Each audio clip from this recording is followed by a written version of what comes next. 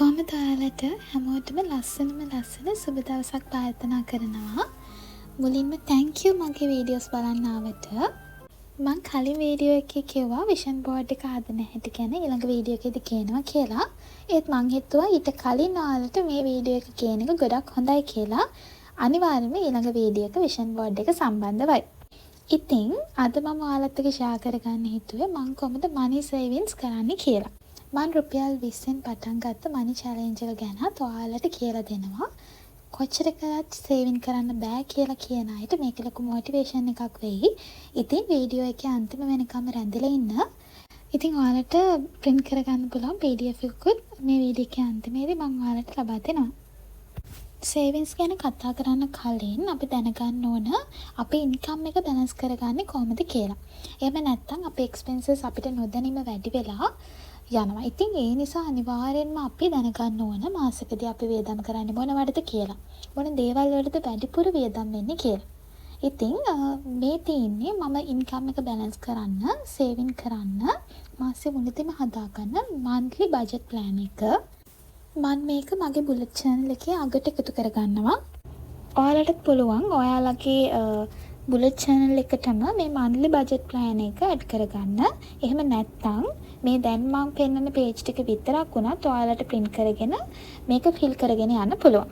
මම මගේ book එකේ මේ දේවල් fill කරලා තියෙන නිසා මේ වගේ word file එකක් හදාගත්ත ඔයාලට විස්තරේ තව ටිකක් පැහැදිලි කරලා කියලා දෙන්න ඕන නිසා. දෙන්න කරන්නේ මගේ income එක දිනය එක්කම ලියා ගන්න එක. ඔයා monthly salary එකක් ගන්න කෙනෙක් නම් මෙච්චර පිටුවක් ඕන වෙන්නේ නැහැ. business එකක් කරන කෙනෙක් නම් ඔයාලට weekly income එකක් විදිහට උනත් මේකට add කරගන්න පුළුවන්. හරි, දැන් අපි වැඩේට බහිමු. මම මේ විදිහට ඉන්කම් එකක් ට්‍රැක් කරන එක ඔයාලට තේරෙයි මාසයක් යද්දි මගේ ඉන්කම් එක වැඩි කරගන්න මම මුකුත් ක්‍රමයක් හදාගෙන නැහැ. මගේ එක්ස්පෙන්සස් වැඩි. එහෙනම් මම තව ඉන්කම්ස් හදා ගන්න ඕනි කියන එක ඔයාලට මාසෙට යනකොට තේරෙනවා.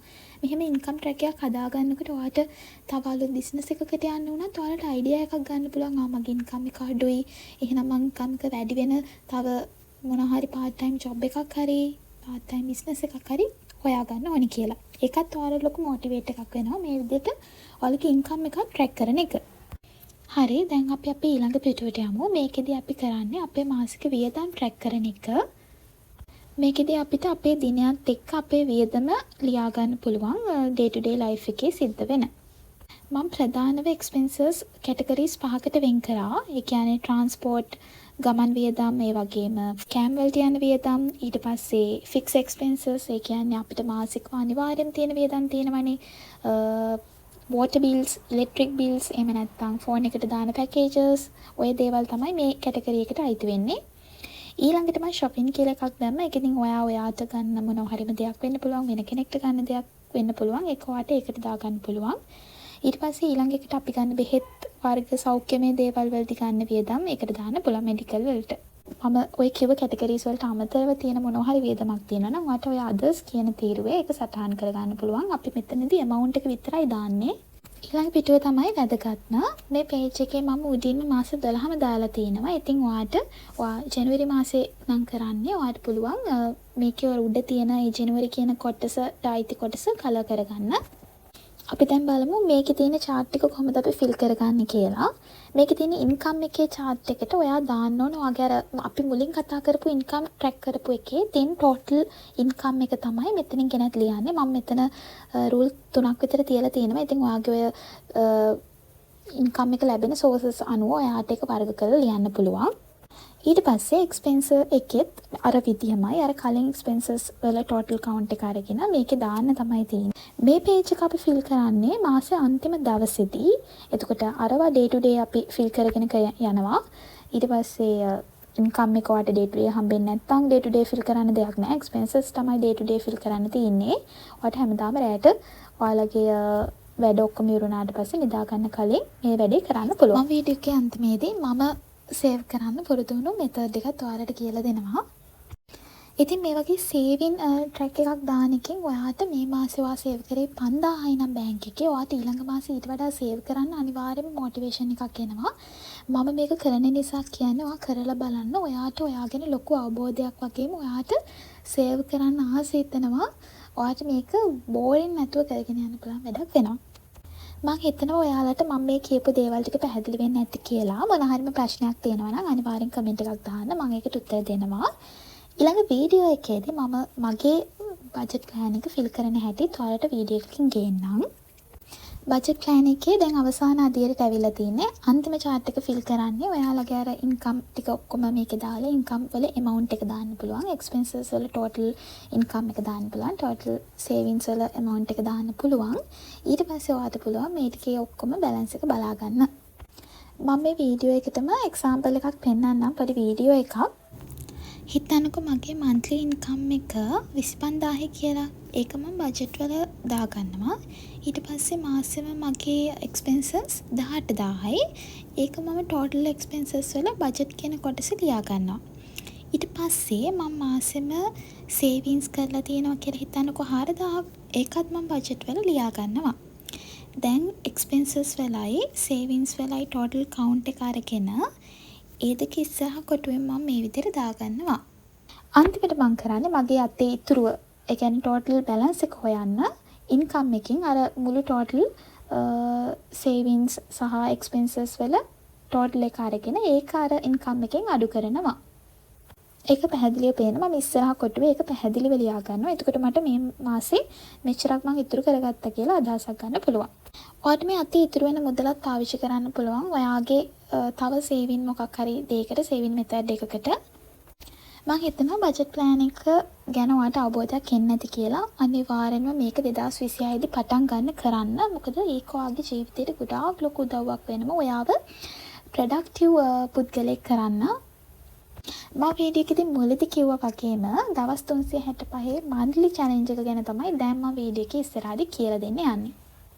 මටත් ගිය අවුරුද්ද මේක නිකන් ඉද්දී ආපු අදහසක් නිසා මම එච්චර සාර්ථක වෙයි කියලා හිතුවෙත් නෑ. ඉතින් මම Pinterest එකෙන් download කරගත්ත නිකන් saving template එකක් තමයි මේ වැඩේට පාවිච්චි කරේ. මගේ bullet journal එකේම මම මේක අලව ගත්තා. මාත් මේක පටන් ගත්තේ 2025 අවුරුද්දේ මුල ඉඳන්. මේ ඔයාලට පේන්නේ ඒක. ඉතින් මට එහෙම අදහසක් තිබුණෙත් නෑ මුලදී. පස්සේ මම තීරණය කරා මම මේක දවස් 365 කඩන්න ඕන මාසෙන් මාසෙ වෙන් කරලා කියලා. ඔය ඉඩ අදින්න තමයි ඒවට පොඩි පොඩි ඉරි ගහලා තියෙන්නේ. ඔය පාට කරලා තියෙන එක කොටුවකට එක දවසක් යන විදිහට තමයි මම පාට කරේ. ඔයාලා මේක ගැන හිතන්න එපා. මේක පැහැදිලි නෑ. මම ඔයාලට පැහැදිලි එකක් හරියට පෙන්නන්නම්. මම මගේ බුලට් ජර්නල් එක ෆිල් කරන වෙලාවට මගේ මේ සේවින් එකට අනිවාර්යෙන් රුපියල් 20ක් දානවා. එතකොට ඉතින් මේක කම්ප්ලීට් කරලා පාට කරලා දානවා මේක. මේකෙන් දවසට රුපියල් 20ක් කියන්නේ අවුරුද්දක් ඉවර වෙනකොට 7300ක්. අපිට සේව් කරගන්න පුළුවන්. මට සල්ලි මාරු කරගන්න ඕන වෙලාවට මම මේකෙට තියෙන පොඩි සල්ලි ටික අරගෙන මේ ලොකු සල්ලි දාලා තමයි තියෙන්නේ. ඒකයි මේකේ මේ සල්ලි තියෙන්නේ 1500 කොළ. මොකද දැන් අවුරුද්දත් ඉවර වෙන ළඟ නිසා මම මේක පොඩ්ඩක් මට ලේසි වෙන විදිහට සල්ලි ටික මාරු කරගත්තා. මම සේව් කරන්න පටන් ගත්තේ මේ බොක්ස් එකේ. හැබැයි ඉතින් ඔයාලට ඔව ෂුවර් නැත්තම් අනිවාර්යෙන්ම මේ වගේ ඕපන් කරන්න පුළුවන් බොක්ස් එකක් ගන්න එපා. අනිවාර්යෙන් මොකක් හරි කැටයක් වගේ ඔයාලට ඕපන් කරන්න බැරි මොකක් හරි එකක් හදාගන්න. ඒකට මටත් මේ ටෙම්ප්ලේට් එක ටිකක් කරදරයි. මොකද පොත ඇර මේක කලර් කරන එක එච්චර ප්‍රායෝගික නැහැ. ඉතින් මාත් හිතුවා මේක ලබන අවුරුදු 2026ට වෙනම ටෙම්ප්ලේට් එකක් හදාගෙනම මට ගැලපෙන විදිහට වෙනම කැටයකටම මේක අලවගෙන මොකක් හරි බොක්ස් එකක් හදලා ඒකට අලවලා මේ වැඩේ කරනවා කියලා. මේ ඔයාලට මේ ස්ක්‍රීන් එකේ පේනවා වගේ ඔයාලට කරන්න තියෙන්නේ ඔයා දවසට රුපියල් 20ක් දාලා ඉවර වෙලා ඔය අංක එක කියන්නකෝ පළවෙනි දවසේ රුපියල් 20ක් දාලා ඔයාට ඒක පුළුවන් කලර් කරන්න. එහෙම නැත්නම් කත්තියක් දාලා කපන්න. කැමති ක්‍රමයක් පාවිච්චි කරන්න ඔයාලට ලේසි විදියකට.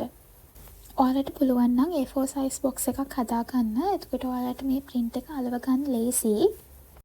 ඇත්තටම මේ ක්‍රමයෙන් අපිට ඇඟට නොදැනීම අවුරුද්ද ඉවර වෙනකොට සේව් කරගන්න පුළුවන්. කෙනෙක්ට හිතෙන්න පුළුවන් මේක පොඩි මුදලක් නේ 7300ක් කියන්නේ අවුරුද්දක්වත් ඉවර වෙලා ඉච්චර පොඩි ගාණක් නේ තියෙන්නේ කියලා. හැබැයි ඔයා තව සේවින් මෙතඩ් මාත් තව සේවින් මෙතඩ් ෆලෝ කරනවා. ඉතින් ඒවත් එක්ක තමයි මම මේක කරන්නේ. එතකොට මට මේක වෙනම සේවින් එකක් විදිහට තියෙනවා. මේක නොදැනීම ඉතුරු කරන්න පුළුවන්. අනිත් ඒවාට අපිට එක එක ටාගට්ස් තියාගෙන කරන්නේ. මේක අවුරුද්දක් ඉවර වෙනකොට ඊළඟ අවුරුද්දට මොන හරි ගන්න තියෙන දෙයක් ගන්න පුළුවන්. නැත්නම් අරුත් අවුරුද්දේ ඔයාට ඔයාගේ බැංක් එකේ සේව් කරන්න පුළුවන්. ඔය මොනවා හරිම දෙයකට මේක පාවිච්චි කරන්න පුළුවන්. මේක දැනෙන්නවත් නැති විදිහට. සමහර අය කියනවනේ කොච්චරකත් සේව් කරන්න බෑ කියලා. අනිවාර්යෙන් මේකනේ try කරන්න. මං කියන්නේ ස්කූල් යන කෙනෙක් හරි කැම්පස් යන කෙනෙක්ට උනත් මේ වැඩේ කරන්න පුළුවන්. දවසට රුපියල් 20ක් සේව් කරන එක අනිවාර්යෙන්ම. මේක මම 2025 අවුරුද්දේ කරපු හොඳ සේවින් මෙතඩ් එකක්. ඒකයි මම ඔයාලත් එක්කත් ෂෙයා කරගන්න හිතුවේ. අලුත් අවුරුද්දක් ලබද්දී තමන් සේවින් කරපු මුදලක් ලැබෙනවා කියන්නේ ඒක ලොකු වටිනාකමක්. ඉතින් ඔයාලා 2026 අවුරුද්දේ ඉඳන් අනිවාර්යෙන්ම මේ දවස් 365 චැලෙන්ජ් එක පටන් ගන්න. අද ඉඳන්ම හරි කමක් නැහැ. ඔයා මේ වැඩේ පටන් ගන්න. එතකොට ඔයාට තව වැඩි මුදලක් සේව් කරගන්න පුළුවන් නේ. කෙනෙක්ට දවසට රුපියල් 20ක් අනිවාර්යයෙන්ම දාන ගමන් වැඩිපුර අතේ තියෙන දවසට රුපියල් 20ට වඩා මුදලක් දාන්නත් පුළුවන්. එතකොට ඔයාලට තව ඊට වඩා මුදලක් සේව් කරගන්නත් පුළුවන්. මෙච්චර වෙලා මාව අහගෙන බලාගෙන ඉඳියට ඔයාලට ගොඩාක් ස්තුතියි. මං කියව දේවල් වලින් පුංචිම දෙයක් හරි ඔයාලගේ ජීවිතයට එකතු කරගත්තා නම් ඒක තමයි ගොඩාක්ම වටින්නේ. මේ PDF එක ඕන කෙනෙක් ඉන්නවා නම් description box එකේ මම මගේ WhatsApp channel එකේ link එක දාලා තියෙනවා. ඒකට join වෙන්න. මම ඒකට upload කරලා තියෙන්නේ. ඉතින් මේ දේවල් ජීවිතයට එකතු කරගෙන ජීවිතේ සාර්ථක කරගන්න හැමදේම සාර්ථක වෙනවා. බලාපොරොත්තු තියාගන්න. හැමෝටම thank you.